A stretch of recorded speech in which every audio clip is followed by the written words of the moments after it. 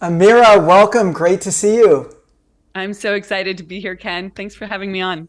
No problem. Right before we jumped on here, I was re-listening to your four-part series on the psychology of money, and I was like, this woman gives away more material than most people charge for. So tell me a little bit about how you got to where you've gotten in the coaching business and what that brand is all about.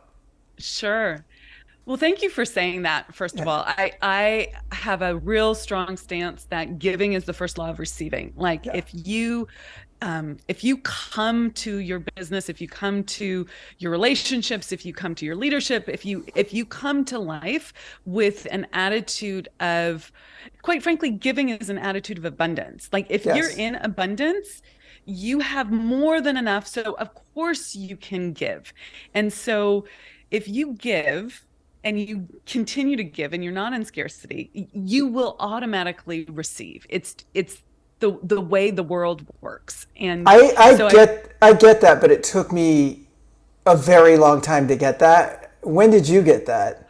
Oh yeah, such a good question. So uh, my coaching business, my mentorship business that has grown over the years. Obviously, it's not a straight line, and there's been Sure. evolution, and even the name of the business has changed. It's the Unstoppable Woman now, right? And Yeah.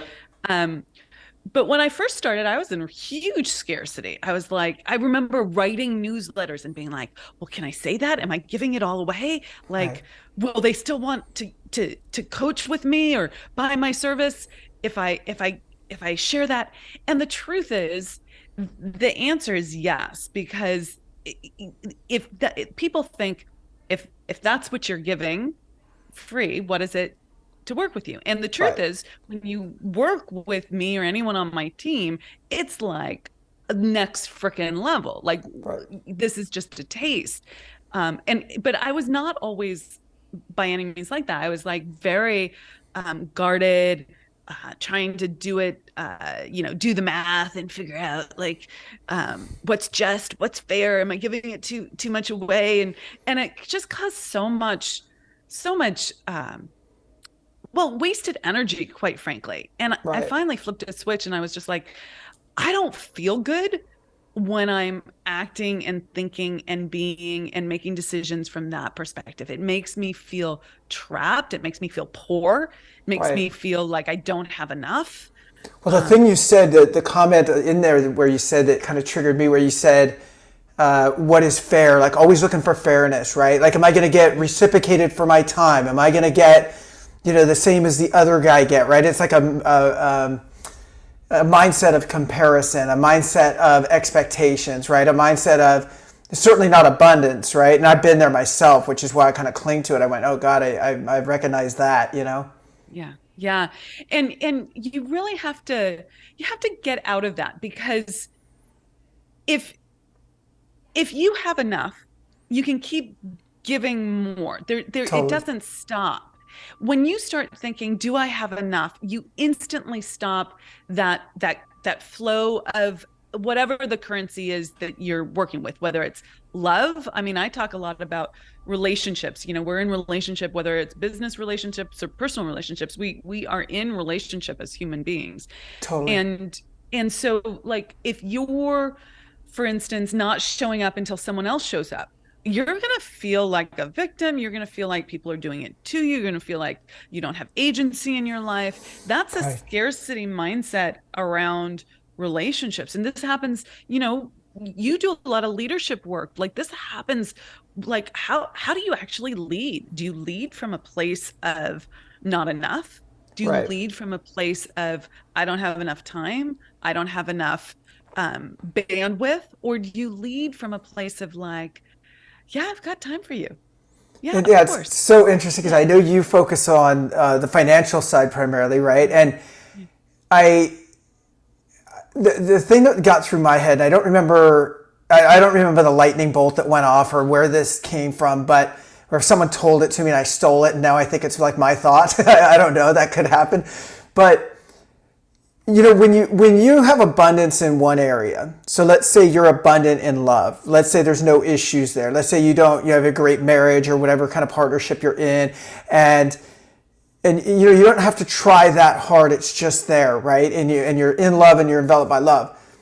But then in money, you're chasing and you're grabbing and you're clawing at it and you're stretching. And on one hand, you go, well, it's easy, really easy for Amira to say, live in the energy because she's got plenty of money, right? But on the other hand, if you're great at relationships, you'd go, oh, look at that person who's just always trying to get in a relationship and it's so sad and they're on Bumble and Tinder and they always want a boyfriend or a girlfriend or whatever it is. But it's the same exact mindset, right? It's just two different areas or gardens of life. 100%. And the thing that I would speak to in the frame up that you just did there is that you don't you the law of vibration says that you will match. We're all working on frequency. Okay, thoughts are frequency, behaviors are frequencies, opportunities work on frequency. They're all a different vibration.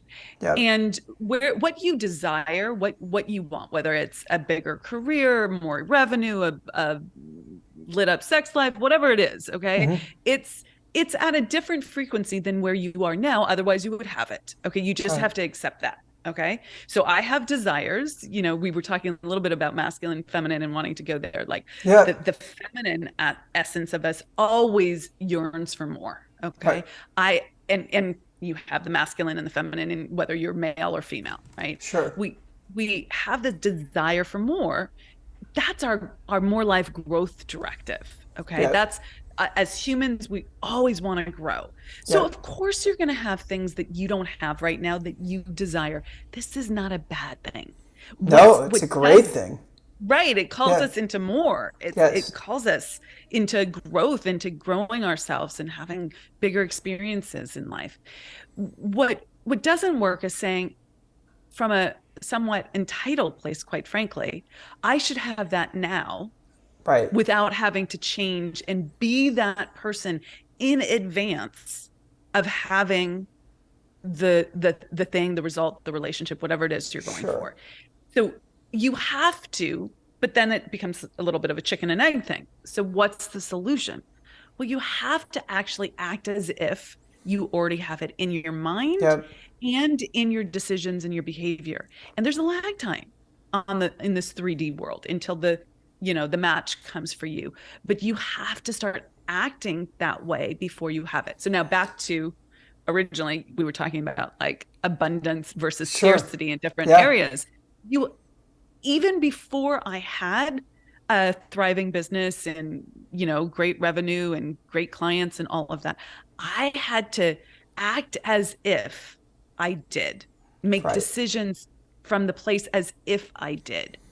And start being that person so that I could have these results. And most people have that order backwards. Was there I know I kind of asked this in a different way earlier, but was it just frustration? Like, I'm not happy with where I'm at? Was there a wake up moment? Was it one pivot? Like, where was it for you? Because I know that in a short period of time, a relatively short period of time, your income grew, 10x or whatever it was in just a few years, right? So how did that go down? What was the catalyst for that?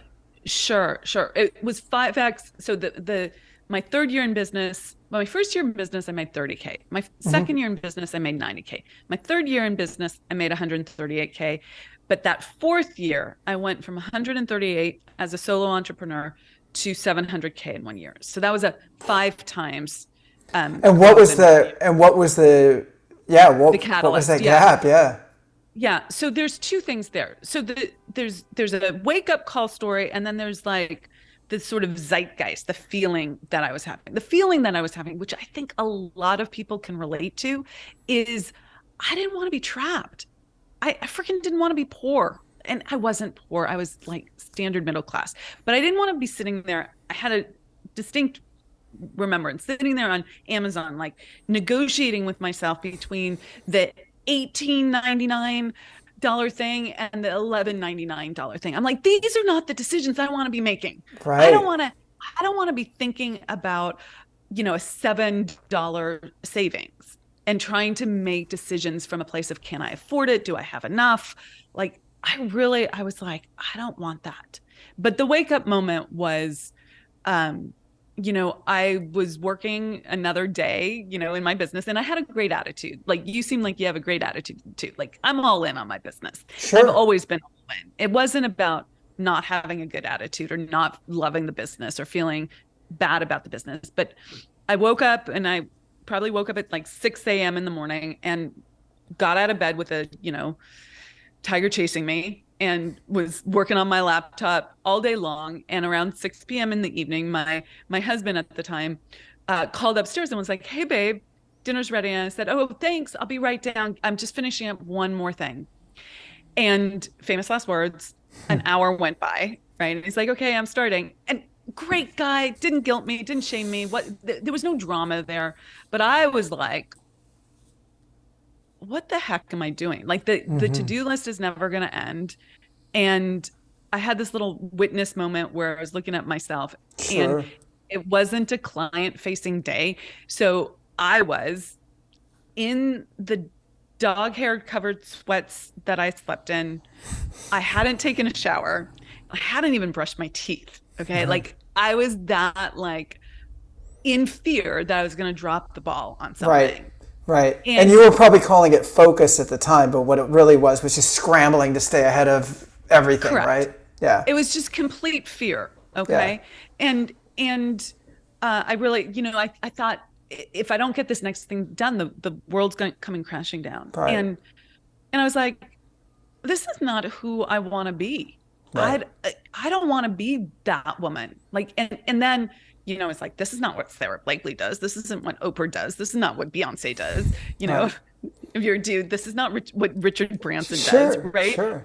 I'm like, I'm not doing it right. So I went about studying business success and really figuring out some things, and I made some radical changes. Who were your big mentors in that, even if they weren't directly, but just anybody that you read or seminars, anybody in particular stand Yeah, out?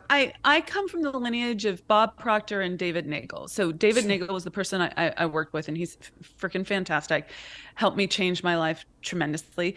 And but in the vein of mentorship, I believe 100% in mentorship. Like, I've Yes. had coaches and mentors all my life. Um, but a lot of people have coaches and mentors. It's what you do with it, because not everyone that works with these people takes off. So I had, and that's not disparaging him. He's freaking next level. But why is it that some people make such a great leap, and the majority of people who get the same material don't? And I really looked at that, Ken, because um, it was a bit of a mystery to me at first. And so, what is And that for you? for me, is I wanted it badly enough. And Okay. so you talk a lot, like I said, was this in your growth story? You talk about owning your goal, right? Is that part of what you're talking about here? Is really stepping into it and owning your goal and owning your future? Is that Yeah, we could take this from so many different angles. The thing that's popping for me right now is that I really turned my pain into my gain. So growing up, I'm not going to complain about my childhood. I had a great childhood, but there were always things I wanted that I didn't have. And right? I don't know that I would have consciously articulated this, but I wanted to look beautiful and be beautiful and feel beautiful. And whether you think that that is, you know, vacuous or unimportant, it was something that I really desired for myself. And part of that was the pretty clothes, right? And the pretty things. And, um, I remember my parents would buy us books and take us on trips. That those were their values, okay, which I Right. admire. But they were like, you can have secondhand clothes, and we're gonna get you the off-brand thing. And all the cute kids in school had the pretty things. Okay, Sure. so this seems um, insignificant compared to world hunger, and it is. Yep, Okay, but not at all. I mean, but even as a 12, 13-year-old guy, I wanted the right jeans. I wanted, so I get it. yeah, I get it for sure. yeah. Yeah. So there was like a pain around that, Right. both on who I was as a woman. I was a girl then, but as a woman now. And I really took that pain and owned it and said, I want to be able to create my life so that I can have that, so that I can Yes, live out my version of beauty, feeling beautiful. Now, that has required that I change my identity and my self image more than anything else. The things are the result of changing the self image and the totally, identity. totally. But you know, making money is a currency in our society for buying things. So if you are trapped by not being able to play out some version of yourself that is important to you because you don't have enough money, then I have a firm stance that you have to learn how to be someone who makes money, whether you're working in a corporation or you're running your own business. I've helped, people 10 times their income in corporations. That Right. never happens for people. They think they're trapped on some scale, but it can happen anywhere. So, yeah. Totally, and I think it's funny because people listening to this that would go, well, I don't want to talk about money. I'm more on a spiritual path, or I have enough, or I just want balance between all of these things. I think what we're really talking about here, first of all, is your definition of wealth and what it means to you, right? Not ours, not anybody else's, but for you, what does it mean? And then who do you need to be to step into that? That's what I think is the most important. Like, I'm sure that the person you became from when you were doing 30 grand in your first year to when you were doing 700 grand in your fourth year, forget about the money, just take it away. But what changed as a person between those 4 years? It was huge. So here's the thing. What I had to do in terms of moving past my internal belief system that was keeping me small in this world, keeping me feeling Right. like I wasn't enough, that I had to be reactive or scared or trapped. And it came out in all sorts of ways. Uh, I had to change so much in order to own myself, to have self authority. Right.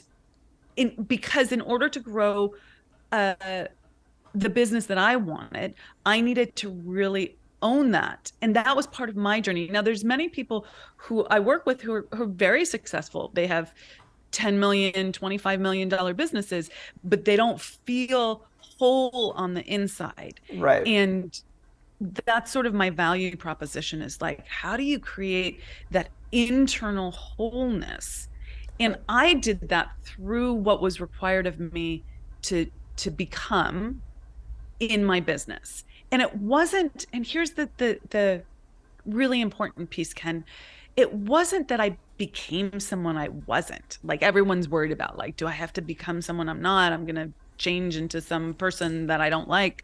It Right. wasn't that. It was actually stepping into my full essence, my full authenticity, and letting go of all the stuff that was conditioned and not me. The Totally. fear stuff. Yeah, all the stuff that was holding to reel you down or keeping you, yeah, pressed underwater a little bit. And I think that, it's funny because, again, going back to this coming from a place of scarcity, well, if you're coming from a place of scarcity, then you say things like,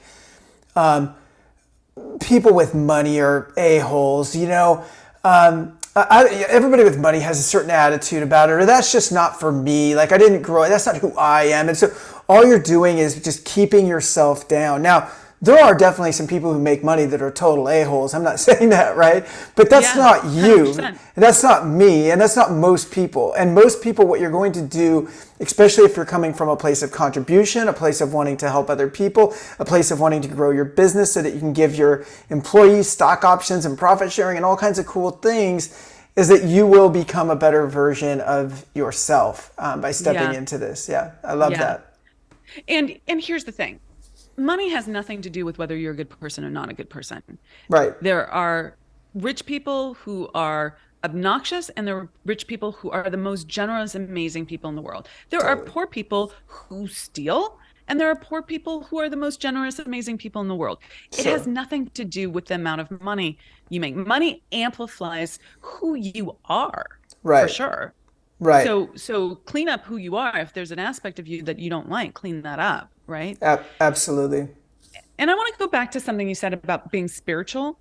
Can we circle Of back there? course. Yeah. Because I think that I'm more spiritual now than I was before. And I learned the spiritual laws of the universe, and they're not antagonistic to making money. No. And and quite frankly, and this might alienate people, but I'm going to say it anyways. I think it's a big um, con game that people play with themselves, because they hide behind that in order not to face the challenges that are required in business, and that require you to step out of your comfort zone and the known and into the unknown I and could not agree uncertainty. more. I could not Yeah. agree more. I Yeah. 100% agree with that. And it's a bit of a cop out, right? That I'm not going to do this because of this, because I'm at a different level, or I'm more evolved, or I don't play in this arena, and it's yeah, that's not again, that's coming from a place of scarcity, like you're saying. It's coming from a place of playing small and being petty, and until you break through it. The other thing you were talking about earlier, and it took me a while to get this, but I grew up hunting money. I really wanted money. We didn't grow up with any. And some of the same things you were saying earlier, but maybe even a little lesser on the economic scale, right? And so I was like, not for me. Like, I'm coming out of the gate swinging, right? Like, as soon as I can, I'm making as much money as possible, but not for the right reasons necessarily, just for the sake of having it. So I was in the chase. It's almost like someone going, I'm going to get married as soon as I'm 21, or I'm going to, whatever. And so I got it, but I couldn't keep it, right? I would chase it, I would lose it. I would get it, I would invest it poorly, it would go away. I never understood. And I actually thought the universe was conspiring against me. I really did. I'd be like, well, I guess everyone's right. Our family's just not made for money. It's the way it is. And people that listen to my podcast have heard me talk about this, so I'll move on from it. But when you understand that, not forget about money for a minute, but everything is a co-creation and the universe is working for you. And I had someone I talked to recently that I said, what are your rules around spirituality? Because I considered him a pretty, spiritually oriented person. And he said, number one, you just have to believe that everything is energy. And number two, everything is a co-creation. That's it. Like, you have to agree that to those two things, and that is spirituality. And I'm like, well, if everything's energy and everything's a co-creation, all I need to do is kind of ride the pink pony, you know what I mean, and quit fighting things so much and just do the next right thing. And I'm not trying to talk about like The Secret or manifestation in and of itself. I'm just saying that it'll all work out. We'll take our lumps, we'll take our hits, but it's all gonna work out. And that's, I think it took me so long to get there with money. I wish I would have met you 10 or 20 years ago. Well, it took me a long time to get there with money too. Like, I was not birthed this way. Like, I got Sure. there in my 40s. So, it's been it's been a great journey, but I had to Sure. unlearn a bunch of stuff. And quite frankly, Ken, I'm still, I'm still walking the path with everyone else. Like, Right. I think that it's really important to recognize, I've mastered some things, I get some things, I teach some things, right? But I am constantly on my edge, learning through application, so that I get the next level of awareness and the next level of awareness. And it's not always a straight line. No. And the point you were making, like, as long as you keep going, there's this huge truth to that. There's huge persistence to that. There's we're right now in the company making some really big shifts for us, whether the world outside of us knows it or can Right. see it. For us behind the scenes, there's some really big sort of tectonic shifts that are happening. Right. And wherever you're at in business, when you're making some radical shifts and you're stepping into faith, because you don't know if it's going to work. I like, Right. this is the power of being an entrepreneur. You're willing to take risks like Right. that, right? But you still have to be like, okay, this is how the universe works. This is the law. This is, like, I need to prove this to myself again in this scenario, at this level, at this big Yes. play. Yes. And if there's anything that I would like really want your audience to know is, I started learning these spiritual laws to the universe that I used as a kind of a roadmap for making decisions and how to show up, and with they were sort of my structure and guidance. And I took them and I was like, if I'm going to use them, I'm going to use them always, not selectively. Right. Not saying like, oh, in this situation, I'm going to think that the universe is for me, not against me. In this Sure. situation, I'm going to think that giving is the right thing. Yeah. You're going to order a la carte, like when it benefits you. Right. Right. Yeah. And so, that was a huge thing. And you have to, like, one of the things that you have to know is that desire is causative, right? It starts the engine, but decision is what like calls it in. And you have to decide before everything lines up. That's Right. one of the laws. Okay. Right. And so as an entrepreneur, think back, or even if you're not an entrepreneur, if you're a human living your life, think back about when you created anything. You Right. made the decision first. Right. When you go for something bigger, whether it's a relationship or a financial goal or the big job or the big contract you're going for, you make the decision first. The bigger it is, the more you go into that questioning of like, how do I find more certainty here? And Right. can't. You just Right. you have to use the same tools. Well, that's where the word faith comes into me. It requires tremendous faith because it's like, I'm going to do it. I have tremendous faith. It's going to work out. And if it doesn't, I'll probably learn something and we'll march forward anyway. And as an entrepreneur, if you're hitting 3 out of every 4 decisions out of the park, you're doing great, which means you're going to have some failures. Our business has grown so much in the last couple of years that we actually have more failures because just as a percentage, right, we've gotten bigger. You're going to lose more clients when you have more clients. Or in our case, we don't really use clients, but we lose candidates, in talent acquisition because of the labor market right now. And it's tough, right? You get them courted all the way to the end and it's a big giant fee and then they just go away. And you're like, oh. And in the past, again, in a scarcity mindset, it would have been like, that's the end of the pipeline. What are we going to do? And now it's like, it's par for the course. It's what we do. Just go with it, So I wanted to ask you, what were you doing prior to, so you got into coaching in this life that you're in your 40s. What were you doing prior to that? Yeah. So uh, early on, I was an academic, just very short after getting out of college. And then I worked in software in Silicon Valley in the sort of operations world. So I was in real estate and operations for software companies, and I Okay. loved it. It was fantastic. I was a consultant. I was in-house on that. And then um, that phase of my life ended, and I went in a totally different direction and became a practitioner of a mind body technique, and did that for about 6 years between the training and the running my business. And that's where I learned how to do business. Was I hung up my shingle and I thought, the people will come, and guess what, you have to learn how to Right. market and do sales and run a business. And so I started diving into what that looked like. And um and then my husband and I moved across the country, and I decided I wasn't going to open that same brick and mortar business. And I was like, well, what am I going to do? And and I was like coaching people on the side because I loved business and I loved what Right. I was learning. So I took that thing that I was doing that I loved on the side, helping people, and I made it a business for myself. Very So cool. It's almost like a combination of like your life's work, right? Because you had the kind of more traditional like techie software, all of that, swinging the pendulum the other way, where it was more spiritual. People call it hippy dippy, whatever, right? And then it yeah, was like, how do I blend them together? And that's all the stuff we're talking about right now, right? 100%, 100%. And that's interesting that you have those two sides pegged, because I think that's my approach. Like I have a deep understanding of spiritual laws and Yeah.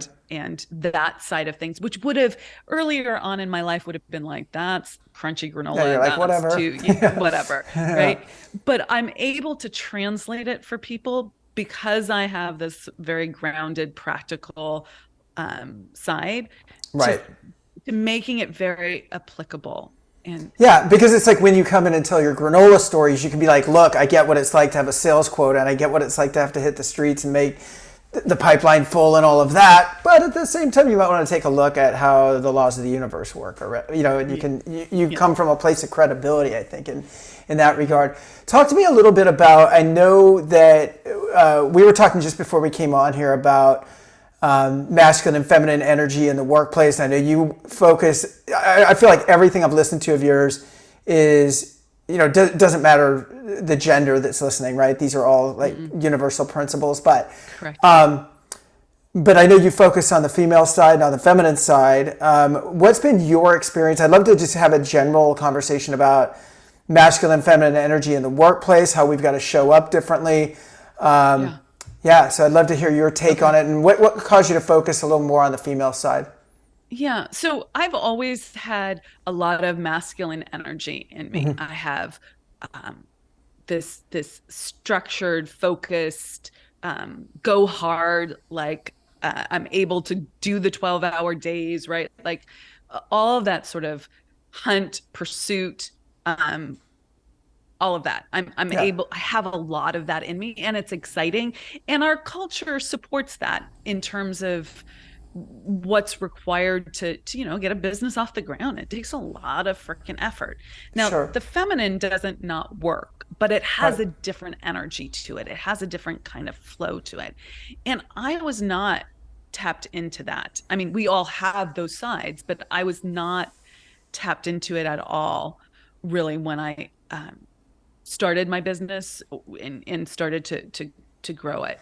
It was really push the boulder up the mountain, like let's go hard. And I love that aspect of myself. I'm proud of my drive and my ambition. Okay, there's no part of me that wants to throw that out. What doesn't work is when that's not matched with a lit up life. When like now I'm oversharing. You can decide whether you want to edit this or not. But like, I don't edit. Okay. Like I was in a sexless marriage. Great guy, but I wasn't lit up. Okay. Not his fault. Take full personal responsibility for that. Okay. Sure. And I wasn't in delight in my life, and I had no idea why or how to get out of it. But I started taking steps and learning and practicing and really tapping into the quite frankly the art of receiving and having some vulnerability and having some opening, and it turns out I had a lot of that. I just didn't know that was called the feminine, right? Your intuition, your ability to slow down and cogitate on something versus just fast pace. And so I work with people a lot about figuring out what's required in the moment and how to integrate the two in your business and your life so that you can end the day and you're not just only in your masculine. You can end the day and you can be like, yeah, I'm ready for life. I love that we're talking about this, and I get it. I get why you wanted to get into this, and I think it's so much tougher for women because I think that women, there's a social requirement. I shouldn't say women. I think let's talk feminine and masculine energy, right? Because it can be any gender really in their whichever energy they identify with. So let's talk about feminine energy. Feminine energy in the workplace, to me, at least societal norms, up until now, most workplaces, you have to conform. And if you're going to be an ass kicker or whatever in the workplace, you have to put on that masculine energy hat, whether you want to or not, to a certain degree, or you're never going to be in the front of the room. I don't love it. I think it's dramatically unfair because men don't have to do that. A man doesn't have to go into his corporate job and go. Now, they should have enough emotional IQ to go, I do need to bring some of my feminine side out, right? I do need to identify with my teammates better. I do need to, but it's not a requirement. It's not but it is a requirement, I think, for women to get ahead in business in most corporate environments, certainly. And I think through that, they can get lost in it because we're all wearing masks at different times, right? So you can come in and go, well, I better put on my masculine mask so I can come in and be the hard charging kick ass. And like you said, it's a real part of you. But if you lose track of the feminine, Now you've got a polarity issue with your spouse. Now maybe I don't know anything about your spouse, but maybe you've role reversed. Maybe you're making all the money now and he's sitting at home, and you're, and nobody like really feels right. And of course there's no attraction there. And of course there's not going to be sex there. And it doesn't matter if everybody's attracted or not. There's just not the right level of polarity there, Correct. 100%. I love talking about polarity because it's so important. We need Yeah. that and you need it in yourself. Let's talk about it not just in relationship to other Yeah. people, but you need it in yourself. Like Yes. when you go into the corporate job, your own business, whatever it is, like can you bring that polarity to what you're doing? When you do that, you tap into a creative life force that is so strong, and it creates magnetism, and it makes people wake up and listen, and it makes you feel alive because you Totally. have both sides of you coming to play. And you one can 100% do that. I've really learned to do that. I've taught so many women to do that. I think men can learn to do that. And this is not about losing your masculinity or No. losing your femininity. It's about this strength in owning the fullness of who you are. Totally. It's an add, not a replace. You're not swapping anything out. You're just making yourself more whole. And actually, you're not making yourself anything. You're already there. You're just letting it come out. That's it. And through that, like you said, especially if you're in a leadership position, through that you create a work environment that's so much more creative and welcoming and diverse, and people like to share and they feel like they're safe. And yeah, it's so good. I love talking about this. So how do people do work with you? What's the typical way that I know your firm's gotten pretty big? So is it mainly online stuff? Is it like a senior level where they do one-on-one with you, or what does that look like? Sure. We do things in two different ways. One, we have a program called the Spirit of Wealth Mastermind and Masterclass, and that's just for women. Yep. And the company is called the Unstoppable Woman, and Yep. that's just for women. And we work on multiple levels. It's about the whole life. It's about creating a life that you love. It's about making more money, whether you're in corporate or an entrepreneur, but it's about really understanding how to achieve what you want in the way you want. So there's a whole methodology around that. And that's the Spirit of Wealth.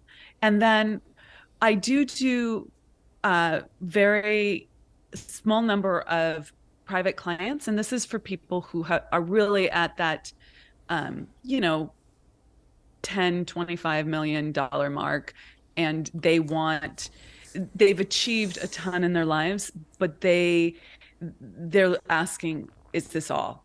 and Right. and where's the meaning? I've worked so hard, but I'm actually not happy.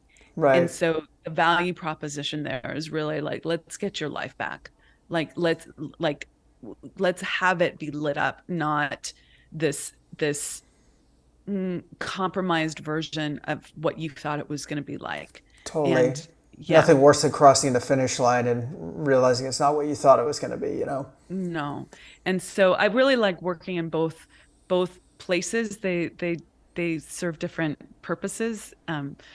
But my heart is in both places. So yeah. No, that's really cool. And I love that. So in your groups, in like your masterminds and stuff, and in your one-on-one, is it, again, focused on the feminine, and then working with them on how to incorporate both their feminine and masculine energy along this ride to making more money or building a better version of themselves?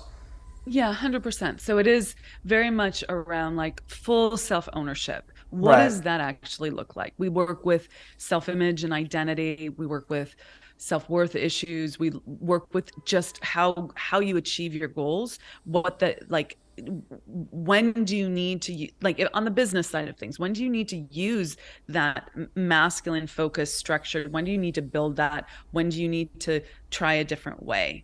Right. It's all about helping people change um, their sense of taking the shackles off in their life. Yeah. So really living a more unlimited whole life, that where they actually love who they're being and have the kind of relationships, the kind of body, the kind of business, the kind of Yeah. revenue, the whole gamut.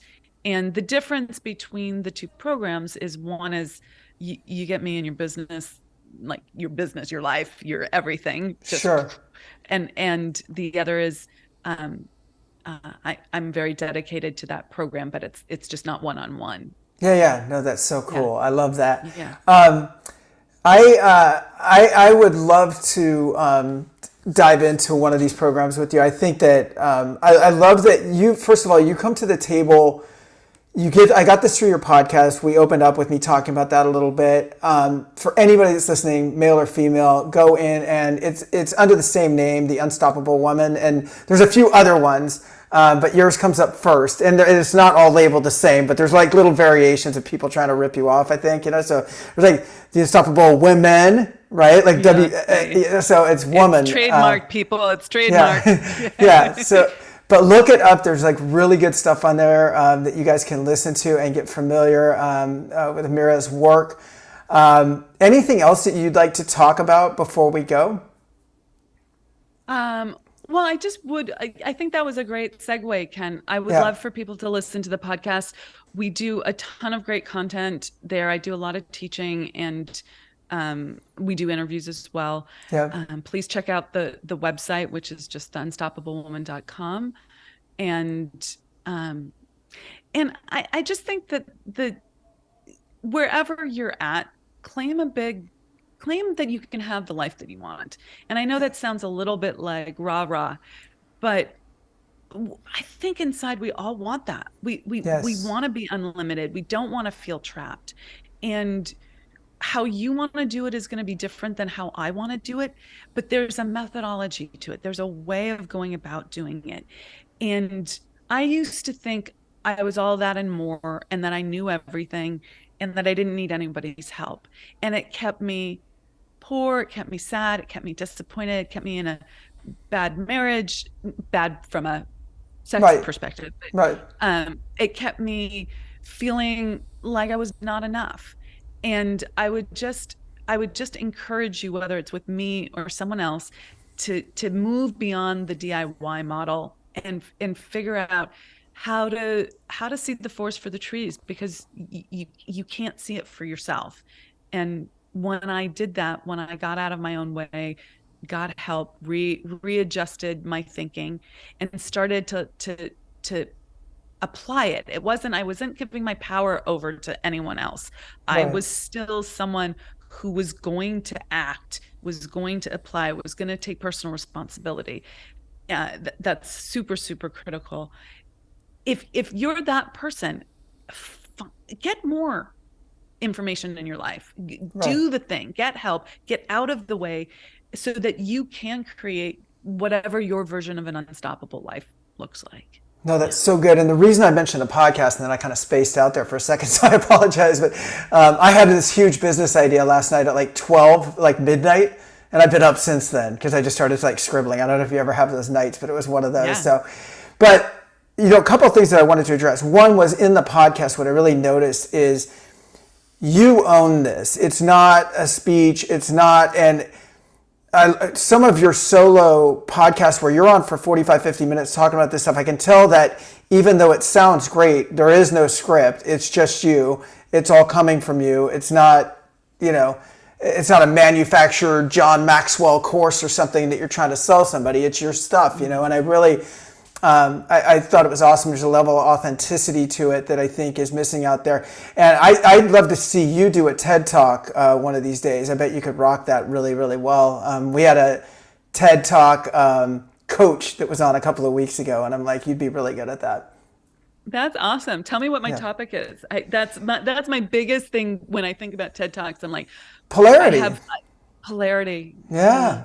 I mean, that to me is your jam because you own that really, really well. Like, I think that you embody it. Like, you can step into both at the same time without sacrificing either. It appears. I mean, from listening to you and talking with you today. So I think that's a great spot to be. And it's funny, sometimes when I saw you were only coaching women, I'm like, why is it only for women? You know, like, here's the no, thing, but it's needed. No, like now that we're talking about it, I'm like, because there needs to be a way. Again, unfortunately, the handbook is different for women than it is men going into the workplace. It just is. So here's the thing. I've worked with, I can't say thousands of men, but I've worked with a number of men behind the scenes. Right. Because just like you, there are men who are really attracted to the message and the topic and my energy and the way I think and coach and all of that. And sometimes they're the partners or husbands of the women I'm coaching, so they come together. And sometimes they are individuals like you who are just like, that's freaking rock solid and I want some of that. And so if I'm open to that, but you know, the business is called The Unstoppable Woman because my journey was so powerful for me, like of like really claiming who I was as a woman in my life. And that was a big piece of finding my sense of ownership, authority, freedom in this world. And yet it's not just women who have this experience. No, I think you're doing a great service to women and along the way providing great content for men as well. I did have one last question because it came up earlier and because people ask me all the time. In this strive to be better, in this strive to grow and be more, like a lot of people ask the question, I hear this a lot, like, well, when is it enough, right? So, hey, you're making $1 million. Isn't that enough? Isn't that like, what do you mean you want more? How would you answer that? I have my thoughts, but how would you answer that? I think it's a bastardization of life to think that way. Like the person who asks that hasn't actually made the million or the 2 million or the 5 million, because the person who's made the 2 million, the 5 million, the 10 million, the 25 million, they might want the second house or the 15th house or whatever, but fundamentally they're in it for the game. They're in it for the meaningful life. They're in it because they love doing what they do. Why would you ever stop living your freaking life? Absolutely.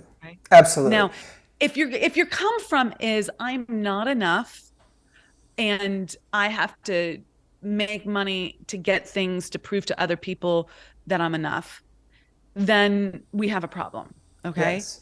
Because that's not the come from. That is a come from of scarcity, actually. But if you actually overcome that belief system and you're doing it because it gives you meaning, not the act of making money, but the journey of building the business or the journey of your career. Like if you're doing it from that perspective because you love it, why would you stop? I agree Why would completely. you even ask the question, isn't it enough? Yeah, and again, it's coming from scarcity. Why are you getting that? They assume if you get that, you're taking away from them almost in a way, right? Versus, look, we are all hardwired for growth. You opened up talking about that in our first 5 minutes or so. We are hardwired. You don't get to escape it. I mean, if you're not engaged in growth, you will suffer as a human being. Your life will be very, very tough. And so just because you've crossed some finish line that someone interprets as being enough, shutting that off would be death for all of us, whatever income bracket you're at. Well, thank you so much for being on. Really appreciate it. Lovely to get to know you. And thanks so much for joining us on the Leaders Lab. It was a privilege. It was so much fun. Thanks for having me, Ken. This was great. Thank you. Take care.